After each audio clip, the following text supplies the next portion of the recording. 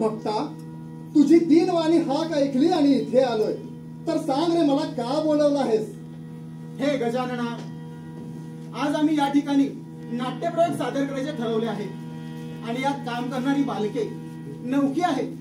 त्यांना तू आशीर्वाद द्यावा आणि शुभ असा वर द्यावा म्हणून तुझा धावा केलाय देवा. भक्ता, तुझ्या नाट्यप्रयोगाचा प्रारंभ केला आहेस, त्यामध्ये विघ्न येण्याचा संभव तुला भासतोय हो ना? हो देवा. पण चिंता करू नको, माझ्या हाती असलेला पाश वापरून मी त्यांचा समूळ नाश करीन असा मी तुला शुभ आणि मंगल आशीर्वाद देत आहे वत्सा. तुझ्या नाटकात काम करणारी बालके नवखी आहेत.